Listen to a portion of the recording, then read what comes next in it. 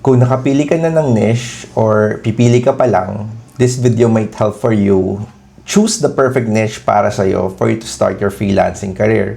At kung katulad ka ng karamihan ng isasagot sa akin dahil pinili mo ang niche na to kasi in demand o kaya naman malaki ang sahod, well, totoo naman na mahalaga yung pera, pero napansin nyo ba na maraming VA ang nang-fail or nade-depress dito pa lang sa pagpili ng niche na tatahakin nila?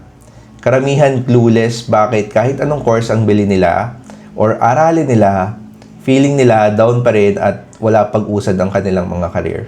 Na-invest na kita or sahod ang makuha nila, depression no, ang na-harvest nila, frustration. Yes, but you know why? Because it's not about the client, guys. And it's not about yung niche na pinili nila or yung market. Pero sarili nila ang kalaban nila, no? Yung kalaban mo yung sarili mo. Hindi mo o hindi nila alam ang behavior nila bilang tao, kaya hindi sila nakakahanap ng skill na fit sa behavior nila. Ang totoong problema ay pinili mo yung trabaho based lang sa takbo ng market, based lang sa sahod, at kinalimutan mo na kung sino ka ba talaga bilang tao. So, ako nga pala si Chad, at sa video na to, pag-uusapan natin paano o ano ba talaga yung fit sa'yo na niche based doon sa DISC profile test or ang natural na paraan kung paano ka pipili ng niche sa freelancing or sa VA world based on your behavior, sa behavior mo, sa pagkilos mo. So, sa video na ito, ituturo ko sa inyo kung paano gamitin no, ang DISC profile nyo kung para makapili kayo ng VA niche na hindi kayo uubusin at hindi kayo mapapagod, hindi kayo mababurnout. So, gusto nating makahanap ka ng niche na kahit mahirap ang task, gaganahan ka pa rin bumalik at magtrabaho kinabukasan. Ano ba ang DISC at bakit ito mahalaga para sa ating mga VA or para sa mga freelancers? So, bago tayo magtuloy-tuloy, i-clear muna natin ang isang bagay. Ang DISC ay hindi isang career test no, na magsasabi sa iyo ng eksaktong trabahong dapat mong kunin. Isa itong behavior test na nagpapaliwanag kung paano ka natural na gumagalaw bilang tao, nagdedesisyon bilang tao, at humaharap sa pressure or pakikitungo sa ibang tao. Ang DISC ay abbreviation para sa dominance, influence, steadiness, at conscientiousness. Bawat letra ay may kanya-kanyang representasyon ng ugali, at kapag ang trabaho mo ay swak sa natural mong galaw, hindi mo na kailangang pilitin ng sarili mo para lang maging productive. Okay, ito yung mabilis na guide, no? Itong video na to, mabilis na guide para malaman mo kung saan ka ba talaga kabilang. Kaya subukan mong sagutin ito sa isip mo habang nakikinig ka. Kung mahilig kang mag-control ng resulta, no? You want control over results. Mabilis kang kumilos, no? At naiirita ka kapag sobrang bagal ng process, malamang na mabigat ang D mo, yung dominant type ka, dominant. Sa D, di ba? D ka. Ikaw yung una. Kung mas nag-e-enjoy ka naman kapag nagkikwento, nag-iimbento ng kung ano-ano, o nakikipag-usap sa mga tao, siguradong malakas ang I mo katulad ko. Isa kang influence type na personality. Para naman sa mga taong komportable sa maayos na routine at gustong tumulong ng walang halong drama or pressure, S naman ang personality nyo, yung steadiness. At kung ikaw naman yung tipo na gusto mo ay laging tama, ang lahat mula sa systems hanggang sa kaliit-liitang detalye ng data, pasok ka sa C or yung conscientiousness. Karamihan sa atin ay may kombinasyon ng primary at secondary type. Dalawa yung pinoposes nating behavior. Dahil hindi naman tayo iisa lang ang katangian. Pero laging may isang dominant at lumilitaw at iyon ang pinaka-importanting basihan natin sa pagpiling ng niche. So, bakit ba ito pinag-uusapan sa VA work? Kasi ang burnout po, guys, sa pag-freelancing ka, may tawag tayong burnout. No, na hindi lang dahil sa dami ng trabaho yon, no? Na-burnout kasi dahil ng trabaho mo, hindi yon. Madalas, nangyayari ang burnout kapag ginagawa mo ay salungat sa natural mong pag-iisip at pagkilos, yung hindi siya swak sa personality mo. Sipin mo na lang, no? May mga taong kaya magtrabaho kahit 10 oras or 15 hours o na particular niche na hindi sila napapagod, hindi sila nababurnout. Napapagod katawan nila pero the next day nandun naman sila sa trabaho na yun kasi na-enjoy nila. Versus meron namang mga tao na 2 hours pa lang sa trabaho nila, halos parang pagod na sila buong araw. Yun yung sinasabi natin, no? Kapag hindi swak sa personality mo, yung pinasok mong trabaho, ganun yung mangyayari sa'yo. Burnout ka, sunog ka talaga. Sunog ka to the bones. Okay, so ngayon, meron ka ng idea, no, na may ganun pala, no, may mga type pala na sinatawag, no. So titignan naman natin ngayon kung anong VA niche ang pinakabagay sa personality type mo, no. This per type, kung tawagin, ang tamang niche para sa'yo. Simulan natin sa D o yung mga dominant na tao. Kung mataas ang dominance score mo, isa kang uri ng tao na lagi naghahanap ng malinaw na resulta sa bawat galaw, hindi ka talaga makukontento sa linyang ginawa ko naman ang trabaho ko. Dahil ang habol mo ay yung impact na nagawa mo sa business ng client. Gusto mo ng numero, ROI at progress na kitang-kita ng dalawang mata mo. Dahil dito, ang pinakaswak na niches para sa mga D ay paid ad specialist, sales funnel builder, project manager, or kaya naman ay e-commerce scaling. Pansinin nyo na lahat ng ito ay may isang common denominator. May malinaw na metrics kung nagtagumpay ka o hindi. No? Kapag nagra-run ka ng Facebook ads at biglang tumaas ang conversion, ramdam mo agad ang panalo. No? Yun yung mga yung mga D-type, ganun eh. Pag nakita nila yung resulta, so tuwa sila sa resulta. No? Yun yung mismo magbibigay ng energy para sa kanila na pag na-accomplish nila yon. Yes, kumita yung kumpanya, tuwan-tuwa sila. Yun yung mga D-type. Pero ingat tayo sa burnout, red flag. Meron ding red flag, no, para sa mga D.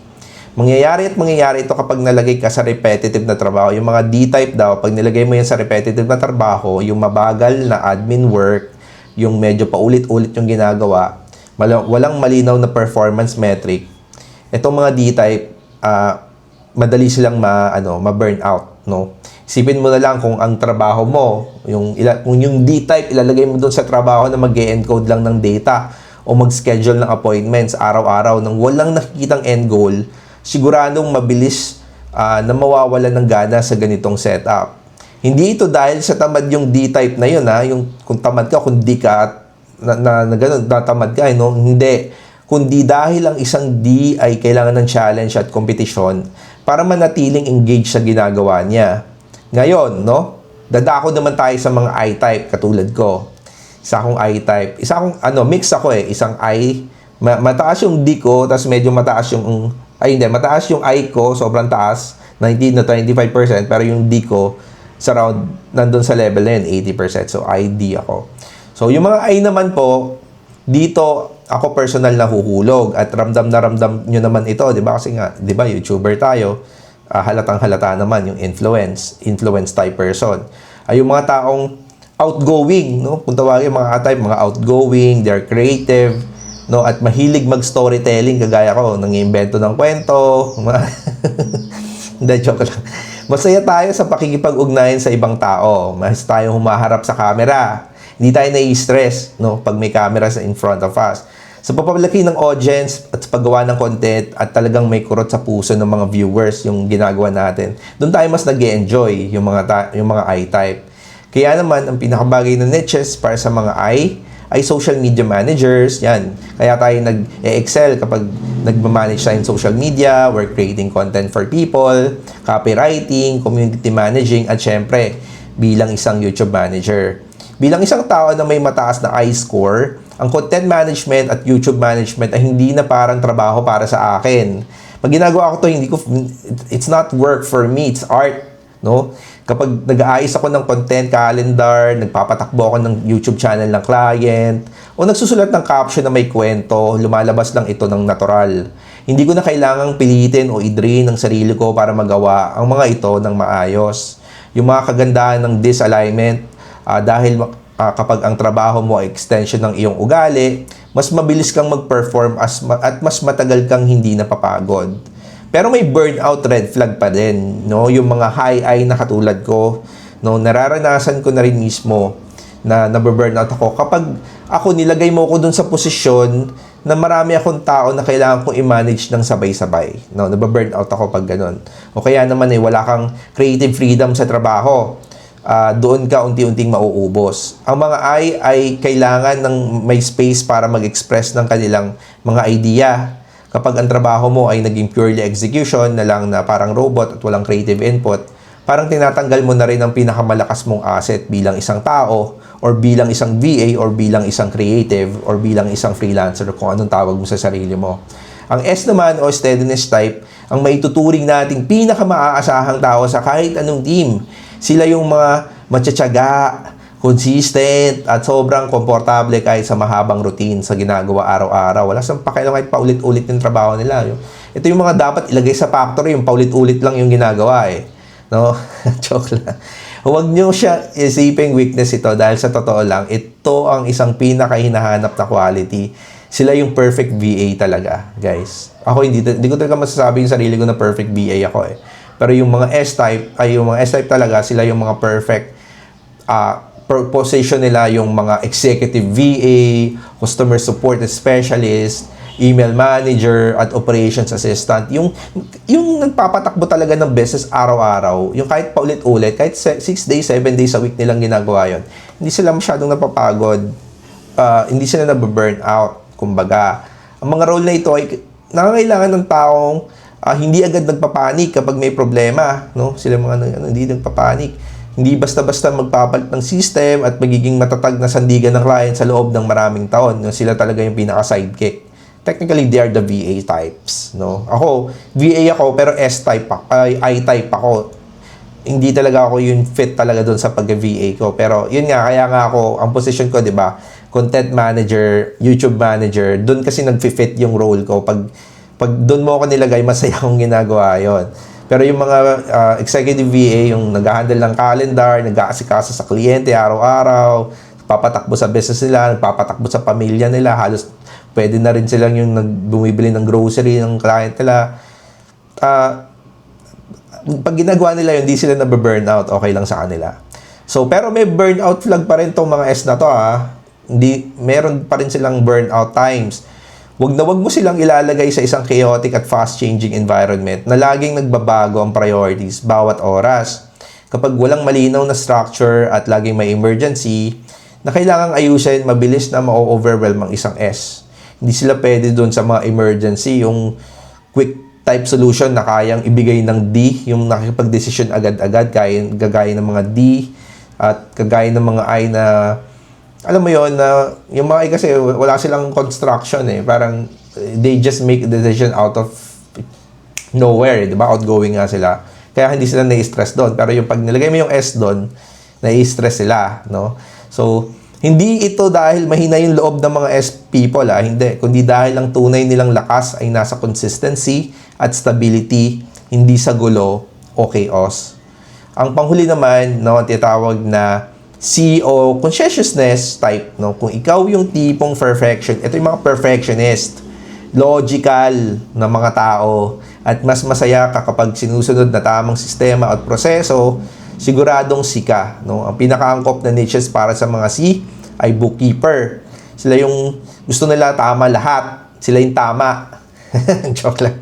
SEO specialist, tama yung website, walang maling error sa coding. Technical VA, they're automation specialist, no, data analyst. Doon sila perform.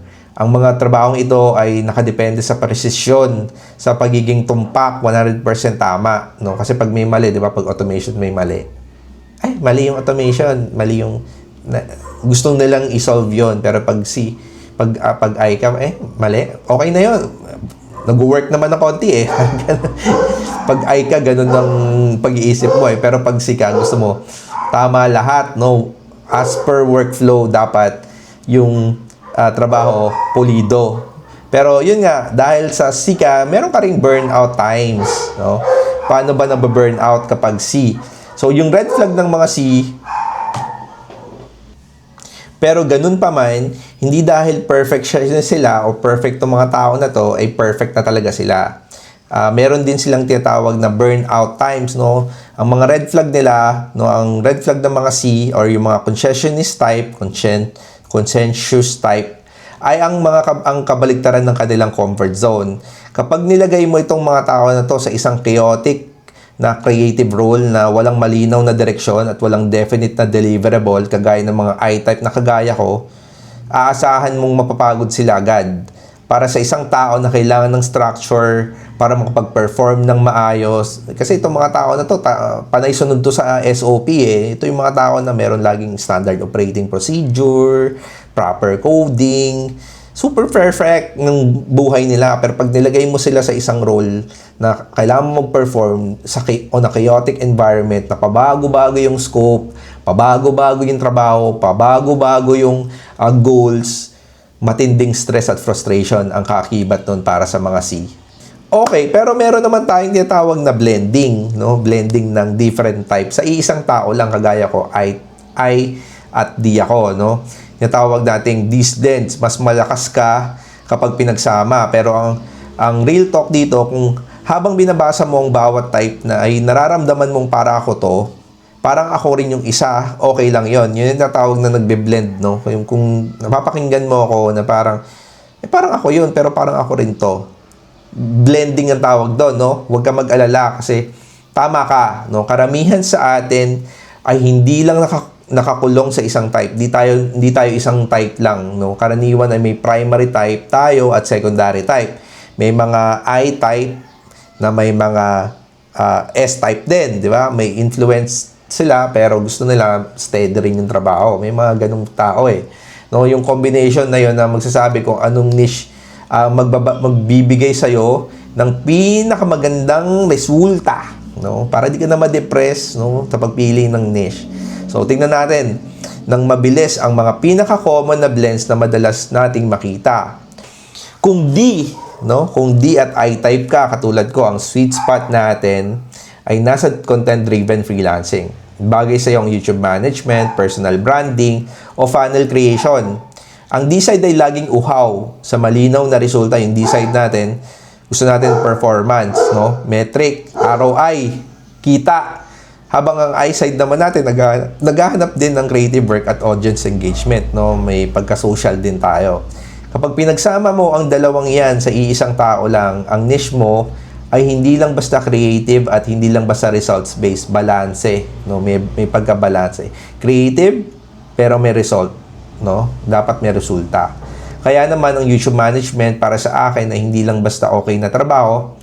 Ito ay bagay na pinaka-natural, no? Yung word na natural kung ginagagawa. Kapag nilagay mo ako sa posisyon na to, lagi kong sinasabi, it doesn't feel work. It's like a hobby or an art for you. Pero kung I at S ka naman nagfa-fall, ang pagiging community manager or social media VA ang pinakapanalo sa'yo. Mahilig ka sa tao at pagbuo ng connection, plus comfortable ka sa pag-build ng matagal na relasyon sa client at audience mo, no? Pag I at S ka. Hindi kayo yung tipo ng VA na magtatrabaho lang ng isang buwan tapos bilang mawawala, at yun mismo ang hinahanap ng maraming clients ngayon.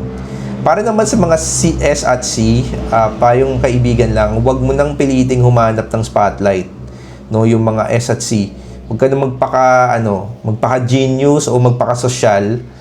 Ang pinakabagay kasi sa'yo ang pagiging operation. Doon ka sa operation, ikaw yung continuous flow of operation, operating a business. Paghawak ng back-end systems o iba pang structured na admin role, doon ka talaga yung may structure, may sinusunod. Ikaw yung hindi masyadong umaano sa rules. Your rules-based ka, SOP, lagi mong hinahanap niya. Asan ba yung standard operating procedure dito, no?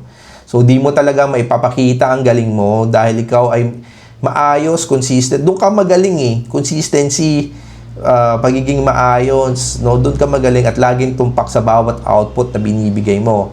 At kung C at D ka naman, ang pinaka-natural, no? Pag D ka at C ka rin, no? Dominant ka, may pagka-leader type, project management, at C type na you love codes, you love structure, perfectionist ka, no? Ang pinaka-natural naman na direction para sa'yo ang high-level strategy. Pwede kang maging automation specialist, scaling consultant, o system architect. Doon ka nagfo-fall, no? Parang pang-go high level ka. High level ka, boy! Joke. Dahil gusto mo ng tumpak na datos, malinaw na resulta, ang mga trabaho na nangangailangan ng parehong aspeto ang magpapalago sa'yo ng mabilis sa freelancing world. May simple rule akong maibibigay sa inyo ngayon. Kung ang trabaho mo ay parang laging pabigat sa pakiramdam, no? O nabibigatan ka araw-araw pag nag-work ka, parang feeling mo I'm so drained. Hindi ka dyan. Hindi ka para dyan sa posisyon na yan. Hindi swak sa personality mo yung posisyon na yan, kaya ka nadidrain. Malamang ay hindi ito align sa iyong this personality test. No? Hindi ito align sa iyong personality, this profile type. Pero kung pagod ka man sa dami ng ginagawa mo, ito ay yung kabaligtaran naman, kung pagod ka sa dami ng ginagawa mo, pero excited ka pa rin bumalik the next day, nag-work ka ng 10-15 hours on the YouTube management, but the next day you feel empowered again, or energized ka, pasok ka doon. Para sa iyo yun. Hindi ka na-burn. Hindi ka tawag doon, hindi ka na-burn out. Pasok ka. Kasi yun yung fit para sa iyo. So, kung ano man yung DISC profile test mo, kung alam mo yung DISC profile test mo, o nag-take ka na ng test kagaya ito, pwede mo itong i-comment kung anong personality type ka para matulungan natin ikaw, kagaya ng mga ibang tinutulungan kong tao. Tinitingnan namin kung anong personality nila, pinag-usapan namin kung ano yung perfect para sa kanila. I-comment mo dyan kung anong personality mo. Pero kung wala pa, naglagay din ako ng link dyan ng mga free test, personality test na pwede mong i-take para malaman mo naman kung anong personality type ka. No? Nandyan yung mga link. Pwede mong pindutin yan, mag-take ka ng exam, 15 to 20 minutes, or mag-take ka ng at least 2 tests para malaman mo na hindi mo talaga niloko yung test. O para malaman mo yung talagang swak na personality mo. I-take mo yung this personality test dyan, and then pag na-take mo na, i-comment mo down below. I try to comment, no? Kung mabibigyan mo ako ng link doon sa personality test mo, pwede natin pag-usapan kung ano yung perfect na niche para sa'yo. So, yun lang po. Huwag mong kakalimutang mag-subscribe at i-like tong video na to. Kung nakatulong ito para sa'yo at kung nakaguluhan ka man, wag mo namang i-dislike, no? At least thumbs up na lang, kahit thumbs up lang okay na. So, yun lang po guys, and I hope you find this video valuable, and see you in the next video. Have a nice time. God bless sa inyo lahat.